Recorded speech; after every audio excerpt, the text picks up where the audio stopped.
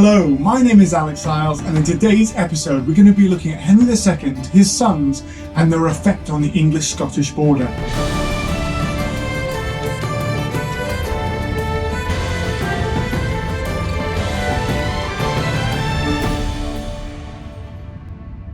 So I just wanted to do a quick recap right here at the start. In the last episode, we looked at the Anarchy, and the Anarchy was caused by the fact that Henry I, his son Henry the Younger, was killed in the White Ship disaster. When he was killed, his daughter Matilda was his heir. Many of the barons of England did not support this, and because of this, her cousin Stephen was then made King of England, and there was a long civil war between the two factions. Eventually, after Stephen's son died, that then resulted in Henry II, Matilda's son, being made his heir. And then so from that, you have the young Henry II ready to become the King of England, who would then shape European history. He's a hugely energetic and powerful character, and I'd love to do a separate episode on him. But what we're going to do now is we're going to focus in on the effect on the Anglo-Scottish border. Now, talking about Henry II, it's obviously important to talk about his wider effect in Europe as well.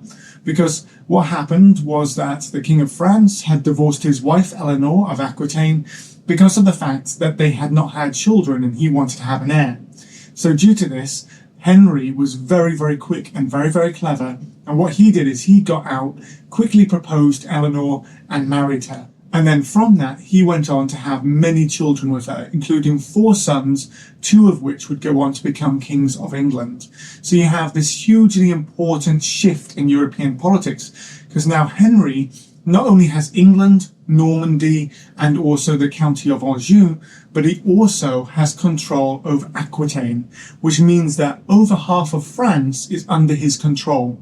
Later on, obviously, he gets control of areas like Brittany and has lots of powerful power plays with other French lords, which then means he has a great deal of power over the kings of France and is a great rival of them, sparring with them over the course of his career.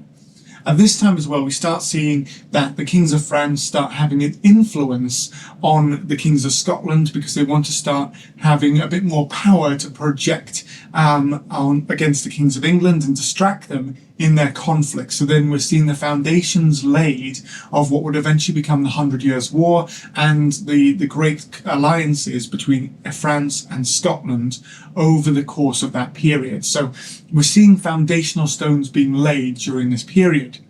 Now, talking about Northern England and Henry II's influence on it, to start off with, in 1154, he is King of England, and he starts off and he actually breaks up Yorkshire into 3 separate parts, the ridings.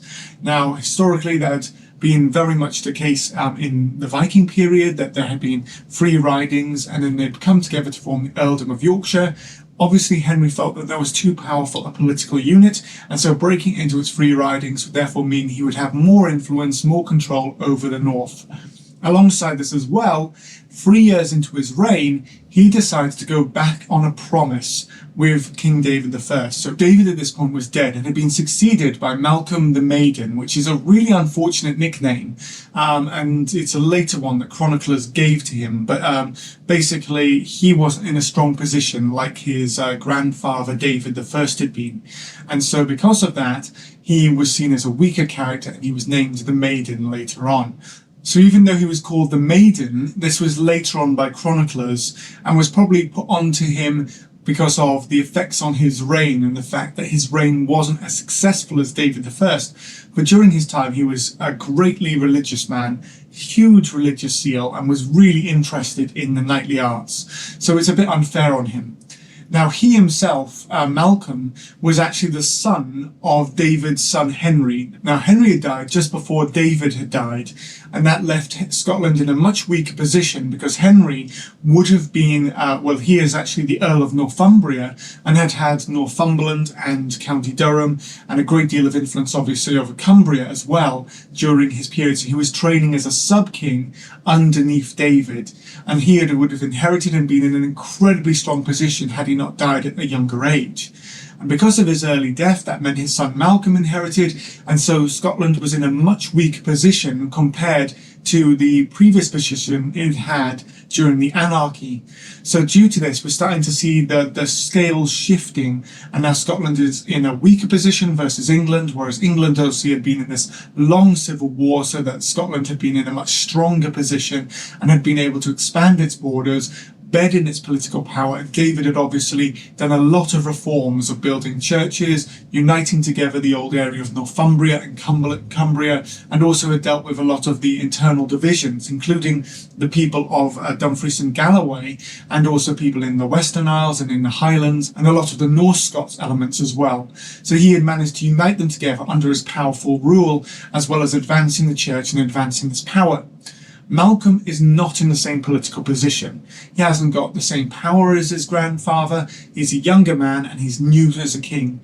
And so Henry II of England is able to take advantage of this. And when he takes advantage of this, he goes back on the promise he made to his great uncle.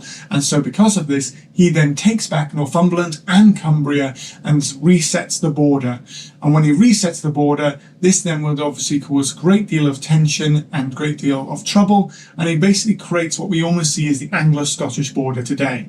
The only difference is the area of Tynedale, which was seen as a part of England, but was under the control of the Kings of Scotland. So it was a part of the territory owned by the Kings of Scotland, but was seen as English, and would continue to be so until 1296. So we're really starting to see the border, as we understand it today, to being set up because of the fact that Henry II was in so much more of a powerful position. Alongside this period as well, we also see a Bishop of Durham becoming more and more influential as well, and this is Bishop Le Poucet. Now, Le Poucet we know today as Pudsey, mainly because of the simple fact that when we have these complex French names, they're often anglicised. And I often find that quite funny, and these anglicizations of these names are quite humorous at points. So Le Poucet becomes Pudsey. Now, Pudsey, he is the Bishop of Durham, and this is already a very, very powerful position, and he starts to actually bed in his power by expanding his territory. So he becomes the Bishop of Durham in 1154, at the same time, obviously, that Henry has now become King of England, and so he actually starts to extend his power by building a stone keep on the Scottish border in 1158 at a place called Norham. Now, when he does this, this is actually quite important because now the English-Scottish border is right back up at northern Northumberland, and he is fortifying that, and he is actually saying, right, okay, the bishop now has territory all the way up here, and I am setting myself up so that I can defend Northumberland against any Scottish incursion, and we're starting to fortify the borders. So we're seeing the borders now becoming more of a military area, and they're also developing places like Warkworth Castle and places like that, which are developed as well by barons and lords in the north. And so the border is starting to become more and more fortified. But we are actually seeing cracks beginning to form in Henry's reign, and this is mainly around his sons. Now, the problem was that Henry II was an incredibly energetic, powerful monarch. And when he was this incredibly energetic, powerful monarch, he did have some issues, and it was mainly to do with his family, because he refused to give more powers and to delegate powers to his sons. So we would often see conflicts between him and his wife Eleanor of Aquitaine, and also his sons as well, because of the fact he wouldn't give them like powers as sub-kings or co-kings, which was a common thing at this time in the Middle Ages. And so because of that, his sons would revolt against him. And there were a number of occasions where his sons revolted against him, and these revolts against him started placing him in a difficult position. So what you see is that in 1173, near the end of his reign, you're actually starting to see that his sons now feel powerful enough to revolt against him, and the revolt was supported by William the Lion. Now, William the Lion was the new King of Scotland, and he basically supported the sons of Henry versus their father. And it also seems that Bishop Le Poucet was also supporting him as well. So he then comes down, brings his army down to Alnwick, and he starts besieging Alnwick Castle. Now, this is one of the most pivotal moments in the reign of Henry II when it comes to the Anglo-Scottish border, because it appears that Henry is in a terrible position. He is going to have to deal with revolts from his sons who he's fighting across in France. Also the fact that the English barons may choose to side against him as well, and some of them are starting to side with his sons. The Scottish king is invaded, and William the Lion is wanting to restore the frontier. He's wanting to expand out, take Northumbria again, take back Cumbria again, and restore his grandfather's territory, restore the territory of David I, to be able to say, right, no, these are Scottish lands, these are powerful lands under Scotland. And his entire reign, William the Lion was trying to restore the powerful territory where Scotland would once more be in control of what we today call Northern England, the area of Northumbria and Cumbria. But what happens is he is at Alnwick, he is there, and on the 13th of November in 1173, he is attacked. Now he is warned in advance that there's an English army coming. And he just thinks, no, this'll be nothing. There is no problem here, and I will basically be able to defeat the English. And what he does is, as the English army advances, he actually gathers his knights together and he charges into the middle of the English army. And he says, let us show them how a real knight fights. And as he charges right into the middle of the English forces, he is unhorsed. He is unhorsed, he is captured, and as he is captured, he is then imprisoned.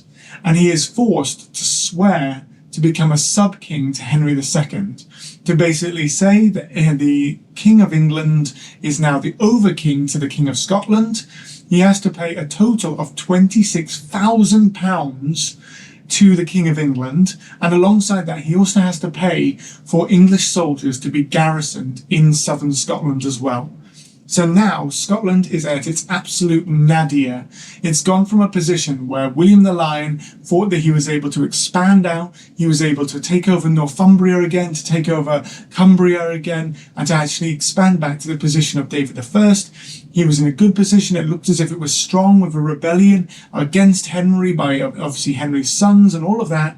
But one poor choice of choosing to charge right into the middle of the English host without support, maybe not listening to his advisors when he heard an English force was coming.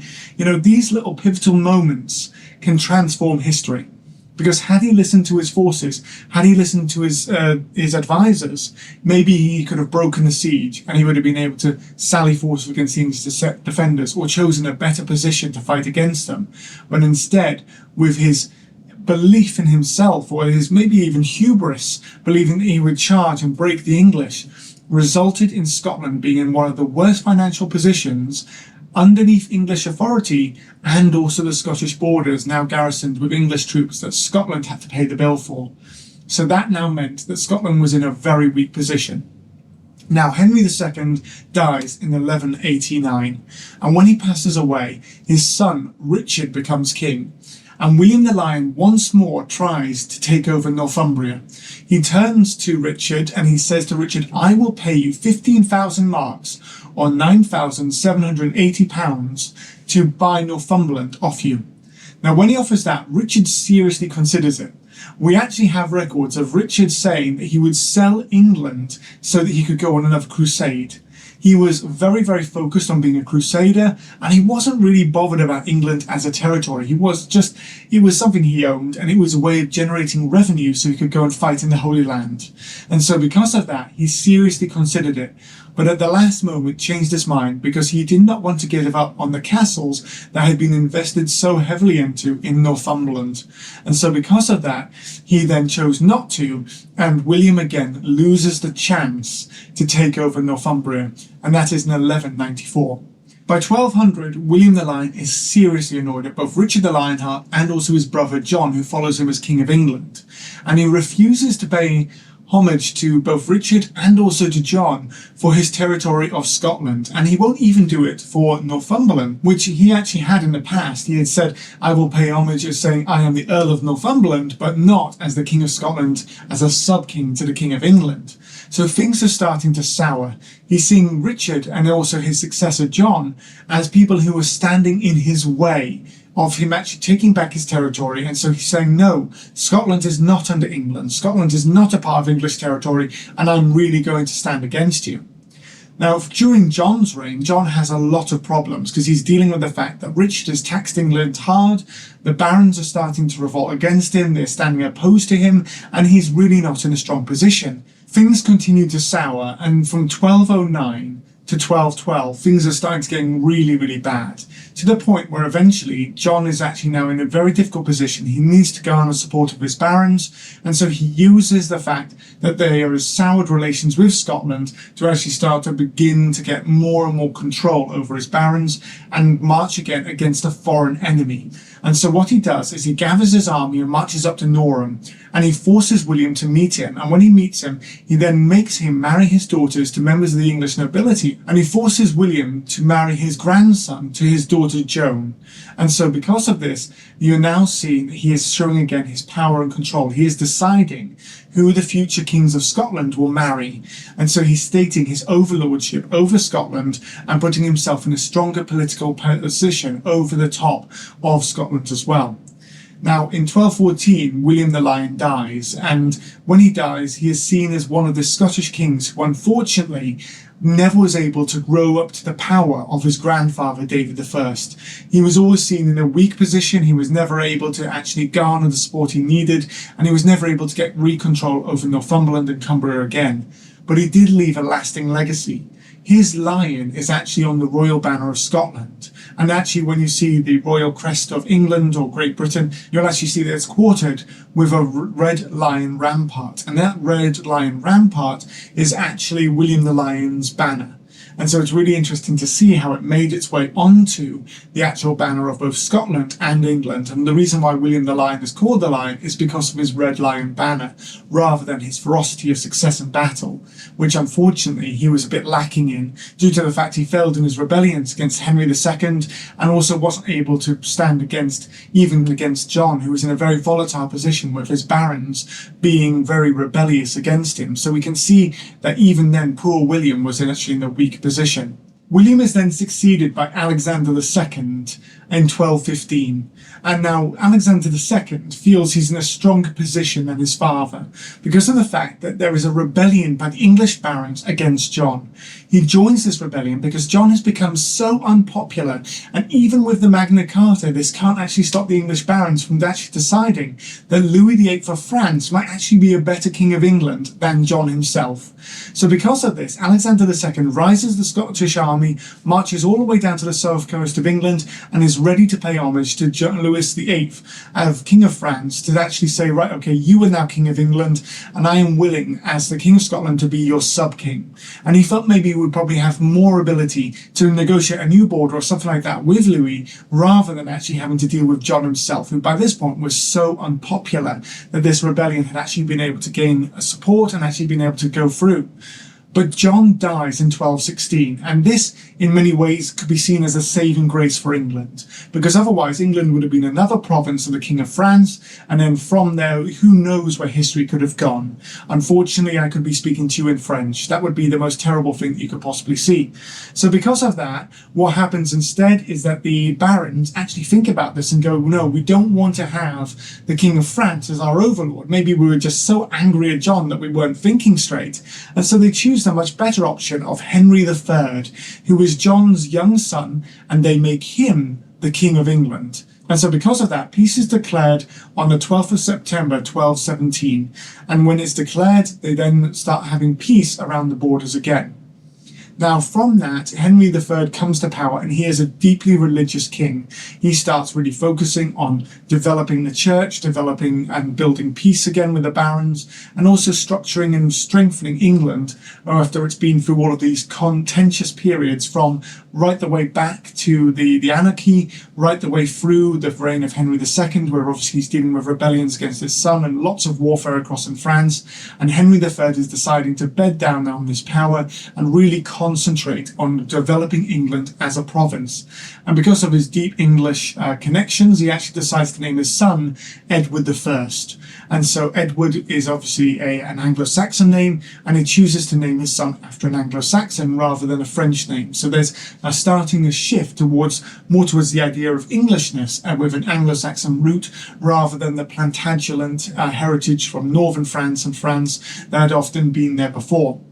Now, 18 years into Henry III's reign, he feels in a stronger political position. He's been able to deal with a lot of the issues with the barons, he's able to strengthen his position and strength, so he now asks Alexander II for homage for his role as King of Scotland, again reinforcing the position that the kings of England state that the kings of Scotland are sub-kings underneath them. So because of that, Alexander decides to be quite political and clever, and instead he says, I will give you homage for my castles and my property and territory in England instead. And this therefore causes a backward-forwards argument between them, where basically Alexander serves in a campaign under Henry, but Henry won't even knight him. So you can see tensions are now really starting to grow between the two monarchs. They're not seeing the fact that Alexander is seen as an equal or as a king that can be trusted by Henry, and Henry is starting to sort of flex his muscles and say, no, I am over king over you, and I refuse even to knight you. So there's some problems going backwards and forwards there. Now, while these problems are starting to develop and things are starting to grow, this eventually leads to a treaty in York in 1237. Now, when you have the treaty in York, Alexander is invited down and Henry is there as well. And now Henry must be in a stronger political position because they actually decide and debate the Anglo-Scottish border. And the Anglo-Scottish border is eventually decided to be from the Solway Firth right the way across to the mouth of the Tweed. So England comes out on top, and it is decided that both Cumbria and Northumberland, County Durham and the North belong to England. They are not Scottish territories, and so in 1237 that then decides that the Anglo-Scottish border is pretty much exactly where it is today. And there were small little changes, but that basically sets the frontier of England and Scotland right the way through to the modern age. Now, while this happens, things were not set in stone and things were not easy between the two kingdoms, because in 1243 again, Henry threatens Scotland with invasion. So we're starting to see that now Henry is starting to really flex his muscles and say, right now, the Anglo-Scottish conflict is definitely not over. And we'll see during the reign of his son Edward that this is definitely not the case. Edward I, also known as Longshanks, basically starts these conflicts between the English and the Scots, which would in many ways continue and ripple throughout the centuries for years and years to come. But of course, I'm not going to cover that today. Instead, I've covered the period from 1066 to 1237, 171 years, and I've covered the story of the Anglo-Scottish borders, about what happened from the Norman conquest right the way through to when the Plantagenets were in a very strong, politically powerful position as these kings of England who now saw themselves as the over-kings of the other kingdoms in the British Isles, as well as territories across in mainland Europe and obviously Ireland as well. So you're seeing the foundations of what we'd understand as the medieval period and what was going on then. So I absolutely love telling the story and basically showing the power of this, and also the simple fact that much of northern England was under Scottish control for 40 years during the Anarchy. And that obviously would lay the foundations for much of the conflict that would then go on to say, well, the northern English, are they actually separate to England? Are they Scottish? And also develop that culture that you see up here in the northern England as well. So in this series, I have covered from 1066 right the way to 1235 and told the story of how William the Conqueror and his sons and his successors basically started to stretch the muscles of English kingship over the Kingdom of Scotland, and then how the Plantagenets basically decided that they were going to show that the English were the over-kings over other kingdoms within England, and also expanded their territory into what is today modern-day France, over influence in places like Wales, Ireland, and how this would set the scene for much of the medieval period. And obviously, I'm leaving this series on a massive cliffhanger. Many of you will know the name of Edward I, and obviously his conflicts between Wales and Scotland, and how he saw himself as the overlord of the British Isles, and his power and control to basically set himself up over the Kingdom of Wales and over the Kingdom of Scotland as well. And his conflicts and his battles with kings such as John Balliol, and alongside that Robert the Bruce later on, and how that would then set up much of English and Scottish history going into the future. So if you'd like to hear about that, why don't you go down to the comments and tell me what part of those wars you would like to hear about. And I would love to do a series on William Wallace, because up here in the north of England, he is not the hero that he is in Scotland, and I'd love to tell you a bit more about that as well. Ultimately, if you have enjoyed the video, please do like and subscribe, share the video with your friends, and if you'd like to support me further, I do also have a Ko-fi account and a Patreon account that you can find down in the description. In the meantime though, I really hope you've enjoyed the series, that you've learnt a lot about the Anglo-Scottish borders and the conflicts that basically shaped the border as we know it today. And so it's been great fun for me. I hope it's been great fun for you as well. And I look forward to seeing you in the next video in the near future. Until then though, stay safe and well, and thank you so much for watching.